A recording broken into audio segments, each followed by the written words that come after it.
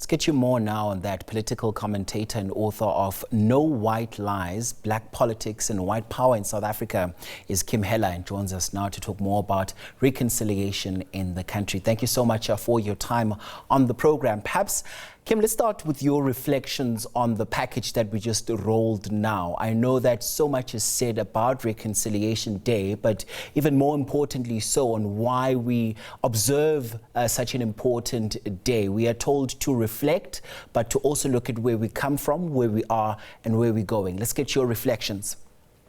Absolutely. Well, I think the language of the president and the ministers was very charming and spoke lyrically to what our aspirations were in 1994. But what we have is a very divided nation. And in fact, I think now more so than ever before under democracy, and words are not enough.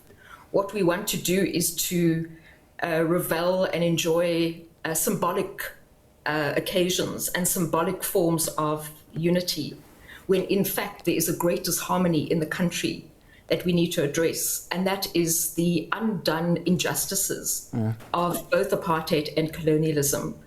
And actually, I found the fact that we had the two celebrations, the Boers and then the Zulus, I think was probably the most truest form of where we are in a country at the moment. It showed that we are a place of disunity.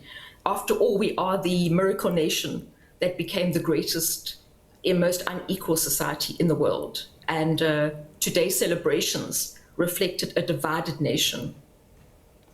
And just to pick up on that also, Ms. Heller, I know someone said, something more along the words that today they just felt like the president was talking to an African nation. It did not really mirror what Reconciliation Day is all about, particularly when we look at the composition of the people that attend these celebrations, particularly the official celebrations that we also saw.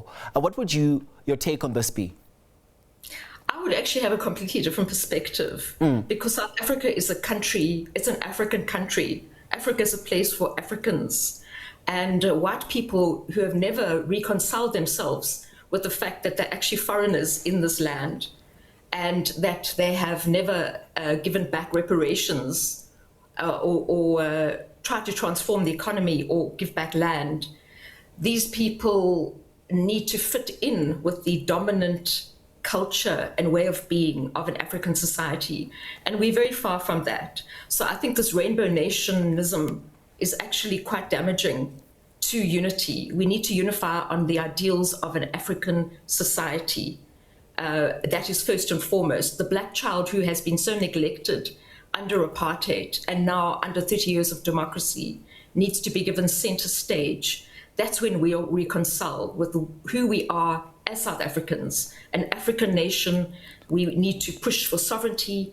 We need to make sure, in my view, that the African child is given the dignity that he and she was denied so long. Then we can start talking about unity and reconciliation. Perhaps I'm saying in a long roundabout way that Africans perhaps need to reconcile with Africans. That's possibly the starting point for a new South Africa. Then white people, I think, come in once they've actually taken account of the sins of apartheid and offered reparations. Perhaps until that's done, white people shouldn't be part of the frontline celebrations. But then would you not say that also defeats the purpose of what the day stands for to begin with, especially when we look at, some of the chats around the significance of this day? And I'm going to zone it to also to some voices that we usually hear around this time, where you have some people say that, they just use this day to just toss meat on the braai stand and have fun because they've lost the significance, or maybe do not even appreciate the significance of what this day actually means. Well, I think this day represents a bloody past, actually. And what we have is a reconciliation that is bloodstained. And we need to ask ask difficult questions about where we are as a nation and what the state of national reconciliation is. What we should have done was to develop a national consciousness based on social justice, on the return of land unconditionally to people from who's been stolen from, and also a revamping of the cultural infrastructure and epistemological foundations that are still very much based in Western ideals and language. We have to look at a transformed society, and I don't believe this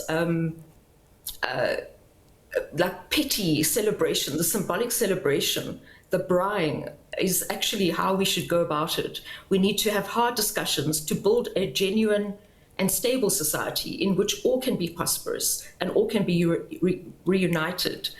The time for fluffy talk, for great talk shops, for national dialogues that don't touch the heart and minds of people, I think those we must dismiss and say it's time for hard work. If we want a democratic society, if we want a reconciled society, we need to make sure that social justice and equity is in place.